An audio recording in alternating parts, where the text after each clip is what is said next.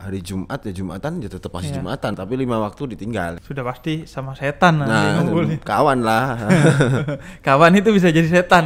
Iya, namanya kawan kan gitu. Iya. Melotot dikit pukulin. Udah kamu nggak usah banyak bicara daripada saya pukulin ntar kamu di sini, dia bilang.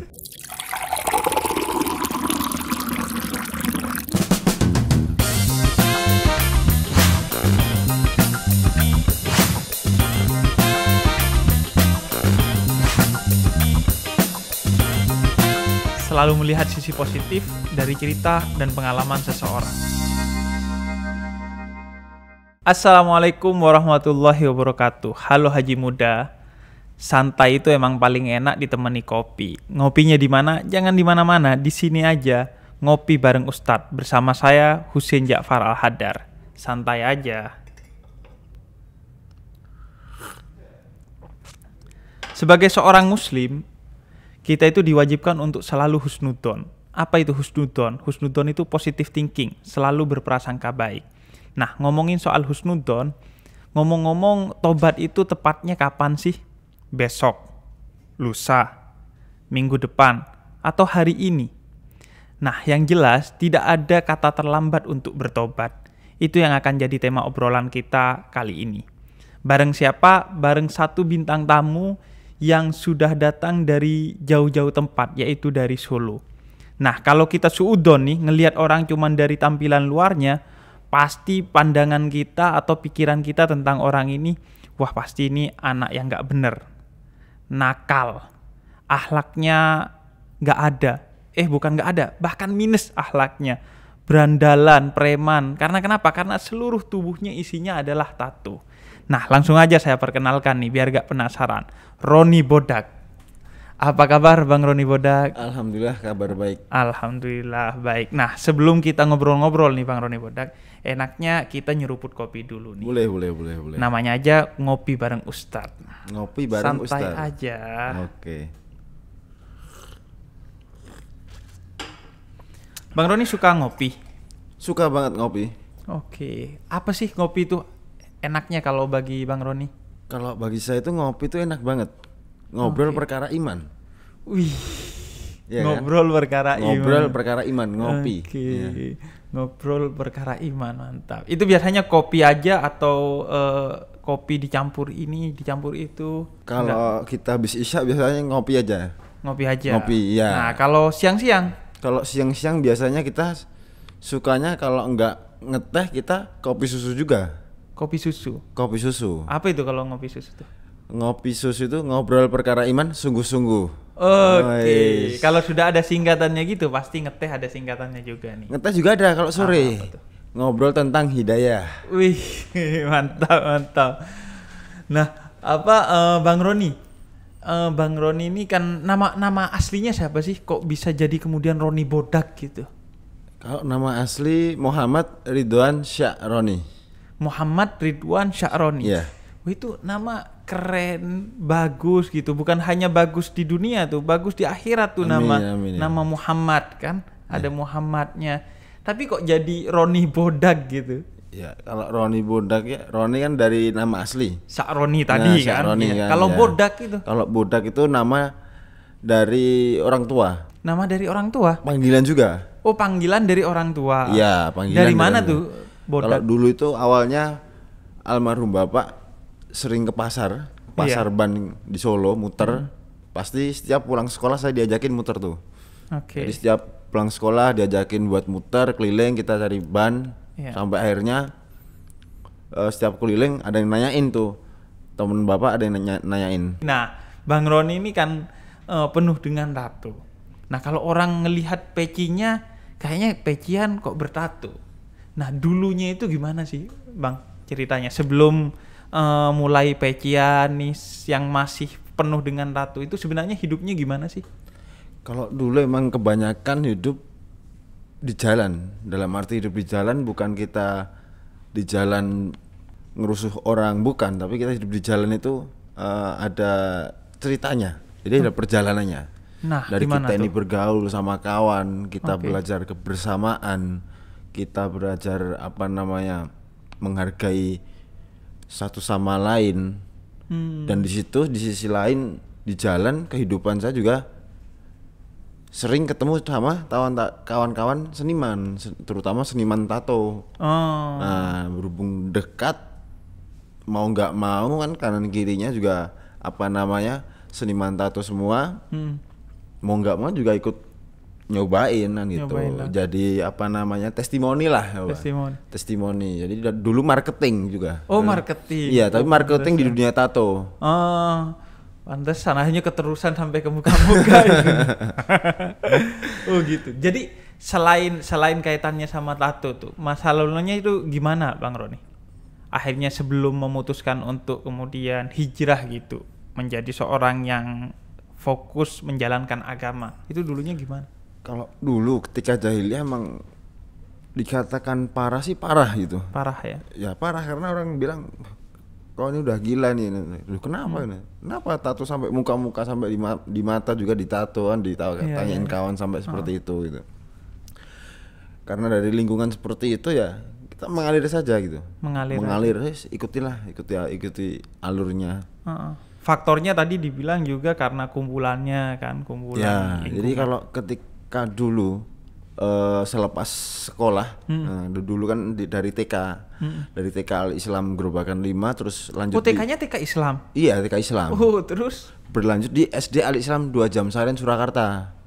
SD-nya juga SD Islam juga. Terus lanjut mulai SMP Al-Islam 1 RSBI Surakarta. Islam juga SMP-nya? Islam juga. Lah terus mulai ke pergaulan yang bebas gitu, kemudian tato mulai kelas 1 SMP di situ udah nongkrong sama teman-teman SMP tapi berbagai kalangan. Nah, nongkrongnya tapi di luar sekolahan. Dekat-dekat sekolahan. Dari situlah berawal melihat kawan kita ini pegang botol dan lain sebagainya itu. Dari situ rasa penasaran. Penasaran. Ketika waktu masih sekolah itu.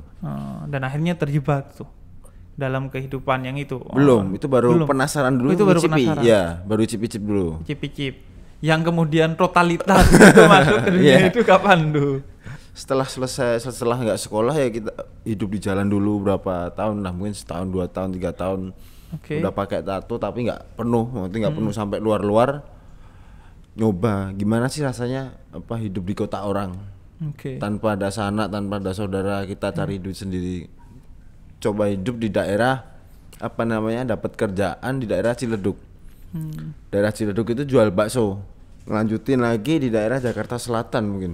Masih daerah-daerah itu ada kawan mungkin seperantara misalnya. Saya hidup di sana selepas nggak kerja, hidup di sana di jalan, macam-macam lah hal yang saya lakukan. Ya kita sampingan kita buat nyablon kaos, ada yang bikin kerajinan apa sebagainya, sampai hampir kurang lebih ya setahunan juga di sana, baru pulang ke Solo. Baru pulang ke Solo. Iya, baru pulang ke Solo. Itu memang dari segi agama memang jauh ya waktu itu ketika hidup itu. Kalau ketika keluar dari Solo emang lebih jauh daripada lebih jauh di Solo. Lagi ya. Kalau di Solo minimal hari Jumat ya Jumatan ya tetap masih Jumatan, meskipun keadaan seperti ini ya Jumatan, tapi 5 waktu ditinggal itu. 5 waktu ditinggal, kirain subuh waktu duha gitu. Oh ini ditinggal ya? Lost dol Oh jadi itu balik ke Solo masih lost doll tuh. Setelah dari Jakarta pulang ke Solo itu kumpul lagi sama kawan-kawan, mungkin lama nggak ketemu jadi semakin asik. Semakin asik kita nongkrong, bercanda, kita ngobrol, semakin akrab lah gitu. Karena efek jarang ketemu itu jadi lebih akrab lagi sama kawan lama itu. Setelah itu terjun sekalian di dunia tato. Maksudnya bukan untuk jadi tukang tato, bukan, cuma jadi marketing aja. Jadi cuma jadi marketing tato aja. Nah, setelah itu berarti sebelum saya tanya soal hijrahnya, menurut Bang Roni ini, itu yang benar-benar harus dijaga dari kita tuh, agar gak terjebak dalam kehidupan yang disebut Bang Roni tadi jahiliyah, itu apa sih Bang? Ya terutama kita ini, kalau orang Jawa bilang kumpulannya wong kang soleh itu tadi. Kumpuli orang-orang yang soleh itu tadi. Nah, kita harus mendekatkan diri kita ini sama orang-orang yang orang-orang alim, orang-orang soleh ya, banyak-banyak kita ngumpul di majelis-majelis lah. Kalau kita ini biar terjaga. Kadang kita ini udah ngumpul di majelis aja masih setan masih goda kan gitu. Apalagi kalau kita ini nggak pernah ngumpul di majelis sama sekali kan gitu. Sudah pasti sama setan ngumpul. Kawan lah. Kawan itu bisa jadi setan. Iya, namanya kawan kan gitu. Kumpulnya itu bukan hanya dengan teman-teman yang kalau dulu lu kan kumpulnya sama orang-orang yang yang jahiliyah itu kan. Nah, sekarang mulai sudah kumpulnya sama orang-orang soleh gitu. Kita belajar ketika udah merasakan apa ya, oh ternyata kita ini di dalam kemaksiatan itu tidak ada nikmat. Kemaksiatan nggak nikmat, emang iya nggak nikmat bang? Katanya nikmat tuh, semua yang dosa-dosa itu kata Bang Haji Romai Rama biasanya nikmat katanya. Emang menurut lu nggak nikmat kemaksiatan? Kalau sekarang dibandingkan apa namanya kehidupan yang sekarang, lebih nikmat yang sekarang daripada dulu. Serius, lebih nikmat yang sekarang?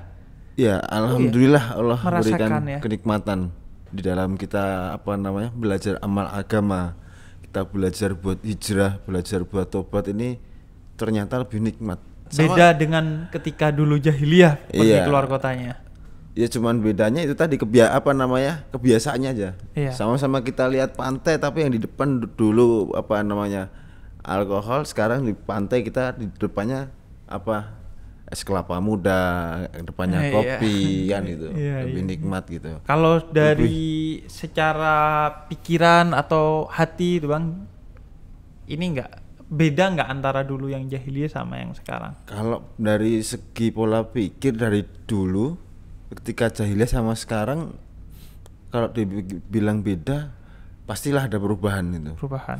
Kalau dulu ketika ngeliat orang apa ya nggak enak dikit nih, ngelihat kita ini kelihatan nggak enak nih, songong dikit ini kita udah mikirnya enggak itu. Suudon. Nah udah suudon lah kita, seringnya suudon gitu. Iya kalau biasanya kan kita apa lo lihat-lihat. Tengkar.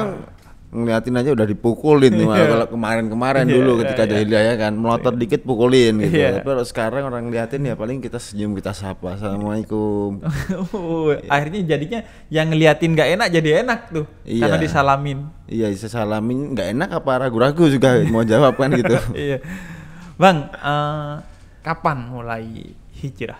Mulai hijrah kurang lebihnya itu di tahun 2016 mungkin ya. 2015 itu ya. Apa titik pertama yang bikin lo kemudian gua mau hijrah nih? Dari kesadaran diri emang awal keluarga dulu hampir semua di Jakarta semua. Jadi kan saya tinggal di Solo sama kakek. Ketika singkat cerita ketika almarhum bapak dibawa pulang ke Solo. Jadi meninggal di hari Kamis, malam Jumat meninggal. Habis sebelum Jumatan udah sampai Solo jenazahnya, habis Jumatan baru dimakamin itu. Di situ saya baru merasakan suatu seperti ini rasanya kehilangan seorang orang tua gitu loh. Ditinggal sama orang tua, ditinggal sama bapak itu rasanya seperti ini kan gitu. Ibu juga gak ada waktu itu? Waktu itu masih ada. Tapi ibu balik lagi ke Jakarta sama kakak yang ke nomor 2 nomor 3 balik ke Jakarta lagi, mungkin selisih kurang lebihnya 1 tahun. Ibu tiba-tiba itu telepon, Mas Roni, ibu pengen pulang gitu. Karena kan di rumah ibu nggak ada temen lagi, nggak ada kawan. Maksudnya di Jakarta itu nggak ada temen lagi, nggak ada kawan lagi. Adik udah kerja, kakak udah pada berkeluarga semua. Ibu di rumah ketemu mungkin cuman kalau malam hari ketemu. Dan akhirnya waktu ditelepon itu langsung refleks itu, mau nggak mau langsung saya jawab, ya bu, insya Allah, bismillah gitu. Tapi syaratnya satu, Mas Roni buat sholat lagi sama ngaji lagi. Nah, ketika itu siang-siang bolong saya langsung jawab, insya Allah bu, bismillah. Selama 1,5 tahun pernah disamperin sama seseorang, itu mungkin saya panggilnya Om ya. Beliau tuh pernah bilang, ayo Mas Roni ngaji. Saya keingetin nih, kakak saya ini pernah beliin gamis udah 3 tahun lebih nggak tak pakai, nggak dipakai, nggak disentuh sama sekali, cuman digantungin aja di gantungan pakaian kan. Saya ingat saya ambil, Saya kebutin saking lamanya itu nggak dipakai sampai berdebu. Iya. Jadi nggak nyempet nyuci, cuma dikibasin saja buat Pakai. belajar berangkat ke pondok. Mau berangkat ke pondok aja itu nggak ada motor, nggak pegang handphone, nggak ada sepeda, udah pasrah. Keluar dari rumah cuman Bismillah saya pengen belajar. Itu Pengen kemudian belajar udah surat serius. sampai dari awal itu mau berangkat aja itu masih di tarbiyah juga. Mau berangkat kan lumayan jauh kalau dari rumah. Ada orang lewat saya berhentiin. Bisa pertama kali ya berhentiin. Oh saya ada perlu mas, nggak bisa nganterin. Oh yaudah nggak apa-apa. Iya, ngeliat Ada orang lewat terus lagi, muka, ya. lewat si diberhentiin, nggak bisa nganterin lagi. Yang ketiga itu ada yang nganterin, mati ada kawan lah di bawah usianya di bawah saya. Loh mas Roni mau kemana? Saya tolong anterin dong di pondok pesantren Takmirul Islam di Yang tempatnya tempat Bali. om itu. Ya, yang di tempat om belajar yang ketiga kalinya orang datang itu. Sampai akhirnya yang ketiga kalinya itu tanya, Mas Roni emang udah bangun? Kok tiba-tiba pengen belajar ke pondok gitu? Saya ditanyain, kirain orang yang ngimpi gitu. Iya. Tanyain gitu. Udah saya anterin aja, nggak usah banyak tanya kan. Dapat satu lampu merah ditanyain lagi. Mas Roni beneran nih udah bangun nggak ngimpi? Mas bangun dulu mas gitu. Masa mau ke pondok sih gitu kan? Nggak lucu gitu. Saya tanyain, udah anterin aja sebentar lagi udah sampai gitu kan. Sampai dapat lampu merah kedua masih aja tanya lagi. Mas Roni serius mas mau belajar di pondok? Sampai saya kan kesel kan udah 3 kali tanya. Saya bilang udah kamu nggak usah banyak bicara daripada saya pukulin ntar kamu di sini. Saya bilang mau nggak mau kan orangnya tetap nganterin akhirnya. Oh iya mas dianterin lah sampai pondok, dianterin sampai pondok, ketemu langsung dengan beliau, ketemu dengan Abah Ali, ketemu dengan Pak Kiai di situ, ketemu taruh kenalan di situ, langsung bilang Pak Bah saya pengen belajar sholat, saya pengen belajar ngaji. Nah, setelah 1 tahun di situ singkat cerita saya putusin pulang ke rumah buat kerja lagi di rumah. Di rumah kerja, setiap kalau kerja itu ada yang nyamperin, ada jamaah nyamperin pakai jubah, pakai sorban, udah pakai tongkat, ada udah macem-macem lah itu. Ada yang jenggotnya panjang disamperin silaturahmi. 2 orang 3 orang datang silaturahmi pagi siang sore selama sebulan lebih. Sampai saya ini bingung, risih. Saya tanyain, Mas kalian itu belajarnya di mana sih? Saya bilang gitu. Saya ikut, tapi dalam hati mikirnya saya ikut sekali saja tapi nggak bakalan ikut lagi selamanya. Saya bilang gitu kan. Sampai akhirnya singkat cerita ada jamaah lagi dari Jogja. Mas Roni ada jamaah dari Jogja mau silaturahmi. Saya bilang langsung, yaudah saya nyamperin aja ke masjid, saya bilang gitu kan. Karena kalau jamaah itu diusir malah tambah seneng lagi. Kalau diusir tambah seneng. Ganti orang bawain makanan, rokok, kopi semakin banyak lagi. Orang datang 2 orang 3 orang kan gitu. Sampai akhirnya saya datengin itu ke jamaah Jogja, maksudnya waktu di Solo, waktu gerak di Solo, waktu huruf di Solo. Saya datengin di situ, ternyata di situ ada beberapa orang di situ, satu jamaah di situ ada yang pakai tato juga, sama juga. Setiap ba'da sholat maghrib ada pembicaraan pentingnya iman dan amal soleh di situ. Waktu program itu teman-teman dari Jogja itu jamaah, saya dengerin, saya penasaran. Sampai saya penasaran, saya tanya itu sama jamaah. Setelah saya mau pulang ke rumah, saya tanyain, Mas, jamaah kayak gini adanya di mana Mas? Belajarnya di mana? Saya pengen ikut langsung, saya bilang gitu. Padahal setelah kemarinnya ya, habis dari pondok itu lah bilang langsung, saya pengen ikut Mas, boleh nggak gitu? Oh bisa Mas ikut, tapi kita ini masanya udah habis mau pulang lagi ke Jogja gitu. Nah, dan akhirnya saya ditunjukkan di Masjid Animah Tanjung Anom Surakarta yang di Solo. Di Solo juga ada Mas gitu. Dan singkat cerita saya ke Solo ke markas tabligh di Solo itu datang ke sana setiap malam Jumat, terus ngikut 3 hari itu sampai lanjut lagi belajar lagi tambah 10 hari tambah 40 hari sampai 4 bulan. Kemarin dari Bekasi, Bandung, Cirebon, Indramayu, Majalengka, Parung Bogor, Jakarta Selatan muter sampai ke Karimun Jawa, sampai ke Makassar. Bang Roni, teman-teman yang dulu masih sering kontak? Kalau teman-teman yang dulu alhamdulillah masih sering kontak. Nggak risih sama Roni Bodak yang sekarang? Yang sekarang sama yang awal-awalnya beda. Kalau awal-awalnya kadang orang mikirnya gimana ya, maksudnya mungkin cuma buat perlindungan lah, buat inilah, buat Iya, itulah, iya, bla iya. bla bla kan gitu. Sampai akhirnya ya sekarang temen meskipun ada orang masih mabuk gitu, cuman ya saya hello lihat dia aja, cuman Tetap. bercanda aja, tetap komunikasi, Jadi tetap masih Bang silaturahmi, Roni masih komunikasi dengan mereka, mereka juga tetap komunikasi, tapi Meskipun cuman jalan hidupnya sudah berbeda ya. berbeda. Jadi nggak, secara tidak langsung nggak ada yang instan, Beb. Jadi nggak Iya. langsung orang ini bisa memahami kita, itu nggak bisa. Iya. gitu. Ada yang terinspirasi dari Bang Roni, teman-teman. Kalau mungkin terinspirasi atau enggaknya, karena saya sendiri kan nggak pernah tanya apa namanya sama kawan, tapi ada beberapa yang udah mulai belajar buat meninggalkan gitu. Jadi Apa ya, yang paling disesalin Bang Roni setelah sekarang Roni Bodak yang seperti ini? Itu apa yang paling disesali dari Dulunya. masa jahiliyahnya itu? kalau menyesal sih pasti semua orang ada penyesalan gitu, karena penyesalan yang di akhir. Iya. Kalau penyesalan di depan kan penawaran itu namanya gitu. Iya, penawaran. Penawaran kalau di depan kan Iya. gitu. Ya kalau menyesal Menyesal.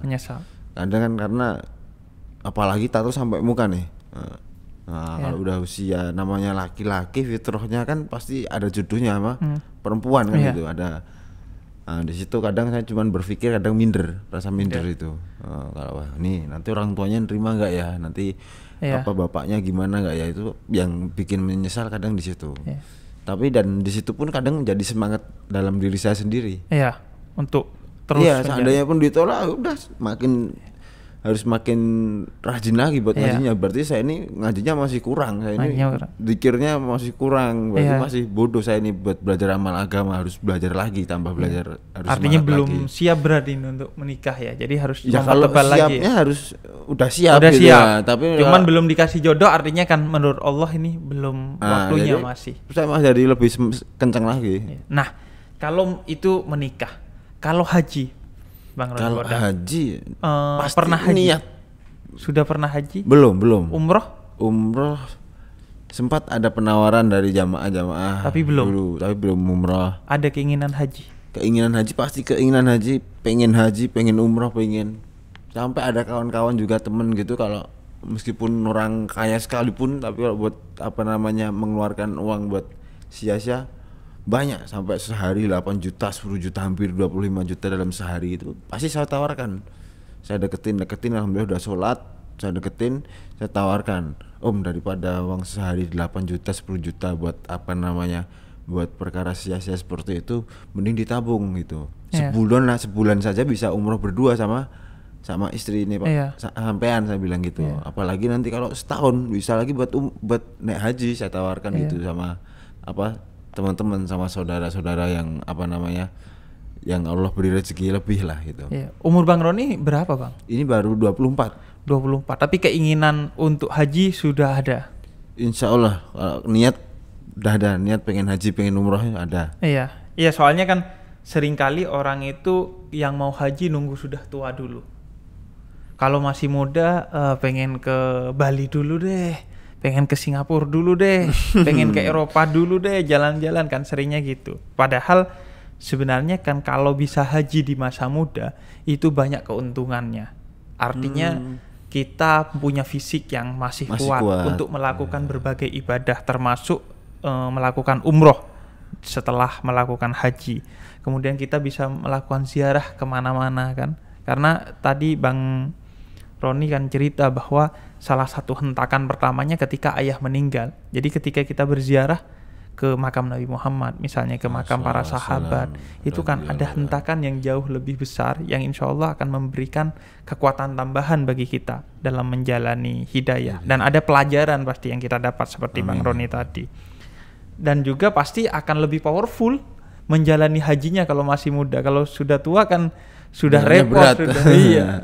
Jadi penting itu melakukan haji semudah mungkin sebenarnya saat kita sudah mampu secara finansial. Karena haji itu sebenarnya umur 18 tahun sudah boleh. Oh, sudah boleh dari umur 18 tahun? Dari umur 18 tahun. Bahkan menabungnya itu bisa sudah di umur 12 tahun. Oh iya. Karena kan haji ini kita harus nabung dulu karena butuh waktu antara 15 sampai 20 tahun untuk menunggu jatah haji kita. Jadi memang sebaiknya semudah mungkin itu sudah Mempersiapkan, mendaftar dan menabung, sehingga misalnya kalau Bang Roni umur 24 sekarang, berarti kalau 15 tahun kan berarti 39 Iya, sudah 39. berangkat haji, masih Amin. seger tuh. Itu. Ada rencana Bang, kapan gitu pengennya berangkat hajinya? Ya kalau buat rencananya udah ada gambaran sih, maksudnya kalau Sudah buat ada pengen gambaran. umroh dulu, Pengen umroh dulu baru nanti haji, tetap udah ada gambaran gitu. Ya, karena Tapi itu kan emang- rukun Islam yang Iya, kelima kan, yang semua orang mencita-citakannya ya. Karena sebenarnya kan haji itu murah biayanya. Ya 30 juta lah. Oh, Dan 30 juta. 30 sampai 35 juta lah. Dan itu kan sebenarnya kalau kita anak muda, itu banyak kan anak muda yang menghabiskan uang 35 juta hanya untuk foya-foya, atau bahkan untuk Mungkin beli jam tangan doang kan, kadang kan sepatu ya, beli sepatu, puluhan padahal juta. kalau dibuat haji itu sudah cukup. Tapi sebenarnya dana haji itu kalau kita mengacu kepada informasi yang diberikan BPKH itu Badan Pengelola Keuangan Haji, itu biaya haji sebenarnya 70 juta. Oh, Tapi kita taunya 35 juta. taunya orang-orang ya Tahunya 35 juta. orang 35 juta. Padahal kalau 35 juta itu hajinya paling sampai Thailand doang, Bang. Nggak sampai Mekah berarti ya. Nggak sampai kalau Mekah, 35 mentok juta. sampai Dubai gitu. Syukur-syukur gak nyasar ke Zimbabwe, Cuma gak tengok nyasar ke doang Nigeria. Iya. Karena sebenarnya 35 juta itu hanya separuhnya. Nah, separuhnya lagi itu dikelola oleh BPKH ini sehingga mencukupi 70 juta dan akhirnya kita bisa berangkat haji. Jadi separuh itu disubsidi oleh pemerintah. Gitu. Jadi kita kan nggak tahu, kita taunya berangkat haji aja. Makanya menunggu itu bagian dari agar uang kita bisa mencukupi ketika kita mau berangkat haji. Selain soal kuota juga kan.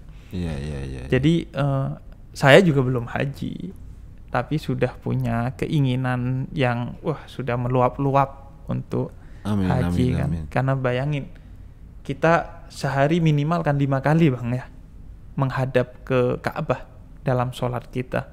Kan pasti penasaran, rindu, ingin berjumpa langsung dengan Ka'bah yang setiap hari kita jadikan acuan dari sujud kita yang kita sebut sebagai kiblat itu. Terakhir nih Bang, saya masih muda, Bang Roni masih muda, dan Indonesia itu sampai 2030 nanti akan mendapatkan bonus demografi di mana anak muda menjadi mayoritas dari rakyat Indonesia. Pesan dari Bang Roni yang berpengalaman hidup jahiliyah dan berpengalaman hidup dalam ketercerahan, apa Bang? Pesan-pesannya buat teman-teman anak-anak yang masih sekolah, yang terutama masih pelajar lah, masih duduk di bangku sekolahan. Ketika kita ini sudah tahu dan kita ini tapi belum pernah mencoba, belum pernah merasakan, ini nggak usah gitu. Daripada nanti kalau udah keterlanjutan sampai kebablasan, itu nanti yang rugi terutama pasti diri kita sendiri kan itu. Yeah. Jadi kita harus bener-bener kalau masih muda ya kita bener-bener terutama kita jaga fisik kita dengan dengan olahraga, dengan di sisi lain jangan sampai memasukkan barang-barang yang sifatnya merugikan diri kita, organ-organ tubuh yang ada di dalam ini kan gitu. Iya. Jadi itu bahkan bukan hanya soal haram tapi memang merugikan tubuh kita semuanya. Ya. Dan terbukti Bang Roni tadi cerita bahwa bahagia, senang setelah hijrah kan. Orang kan menganggap seolah-olah kebahagiaan itu ada di hal-hal yang seperti itu. Padahal itu semu. Berpikir wah kita nih punya uang banyak akan bahagia. Kita nih punya uang, punya rumah besar akan bahagia, punya mobil akan bahagia. Sebenarnya tidak. Sebenarnya kebahagiaan, kesuksesan, kejayaan Allah Subhanahu wa taala letakkan pada amal agama yang sempurna yang telah dicontohkan oleh baginda Rasulullah SAW. Setelah kita ini, kalau kita ini kenal Allah, kita ikuti apa yang dicontohkan Rasulullah dan para sahabat, insya Allah pasti kita ini bahagia, pasti kita bahagia. Pasti bahagia. Kebahagiaan yang sejati adalah meneladani Rasulullah dan para sahabatnya. Itu yang penting untuk kita garis bawahi. Bang Roni Bodak, terima kasih atas bincang-bincangnya. Terima kasih sudah berbagi pengalaman, karena bagi saya semua cerita dan semua pengalaman itu kalau kita lihat dalam perspektif yang husnudon, itu ada pelajaran yang bisa kita gali dari siapapun dan betapapun buruknya pengalaman itu, betapapun jahiliyahnya pengalaman itu. Karena minimal kita belajar kalau kita jahiliyah kerugiannya ini dan itu, seperti tadi diceritakan. Terima kasih sekali lagi Bang Roni Bodak, sehat selalu. Amin ya Rabbal Semoga alamin. selalu diberkahi Amin oleh ya Allah Allah. Subhanahu wa taala. Ya, itu teman-teman haji muda, obrolan saya bersama Bang Roni Bodak. Banyak sekali pelajaran yang bisa haji muda ambil dari obrolan kita. Semoga bermanfaat, dan mari kita ngopi bareng Ustadz. Santai saja.